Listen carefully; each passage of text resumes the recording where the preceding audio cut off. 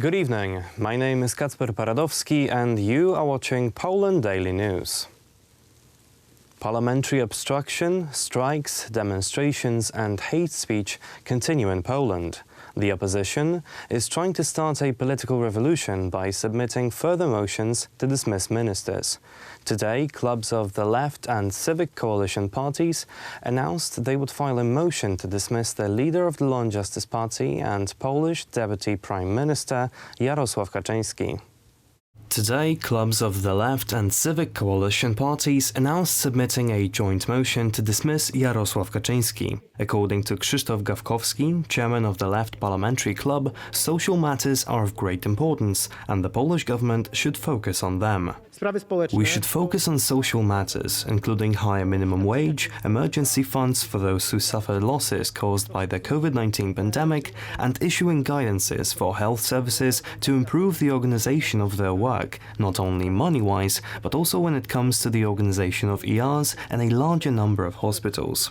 We also have to think about our entrepreneurs who, after the crisis, will still need our help. What seems to be the most important today is the matter of additional funds for the health department and support for the Sanitary Inspectorate and our doctors in the fight against the coronavirus. This is the basic matter for today. Politicians from the Polish People's Party decided to comment on the matter as well. We have been presenting our ideas for our citizens from the very beginning. Our program is very rich. Lately we've been referring to the situation when Prime Minister Morawiecki does not have a majority to confirm his plans on the EU's budget. Both parties have announced submitting a motion to dismiss another minister, this time Deputy Prime Minister Jarosław Kaczyński. I would like to say that these actions should include not only those in the Senate, but also our cooperation on the dismissal of Deputy Prime Minister Jarosław Kaczyński. Taking into account the parliamentary majority, however, this motion has no chance of being passed. Once again, the Law and Justice Party has the majority. Today's surprise news is the resignation of the Chief Sanitary Inspector Jarosław Pinkas. The resignation has already been accepted by Prime Minister Mateusz Morawiecki. Ladies and gentlemen, dear associates, due to the rapid deterioration of my health and the need to undertake treatment, I'm obliged to resign as Chief Sanitary Inspector. The decision to resign was one I made with a heavy heart. I decided that it was not possible to fulfill the mission entrusted to me with full commitment and dedication in this situation. I thank you for these 2 years of intensive and committed cooperation. When I took office, I dreamt of making many innovative changes that would make our work better, more effective, and more innovative in public healthcare. It has not always been easy or possible to implement them.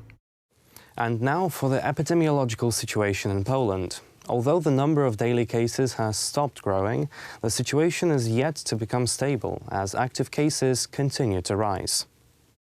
The Ministry of Health has reported the latest data on the epidemiological situation in the country. 22,464 new infections in the last 24 hours have brought the total number of cases reported since the beginning of the epidemic to 819,262. 626 patients died due to coronavirus in the last day, and the total number of deaths is slowly approaching 13,000. The works on the multi-year European Union budget seem to have come to a dead end. Poland and Hungary continue to veto the document.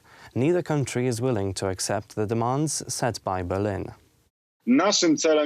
Our goal as the Polish government is to guarantee the best possible budgetary solutions for Poles so that these funds are invested in Poland. We don't want our finances to be dependent on someone's sympathy or lack thereof towards certain countries or political will of several politicians.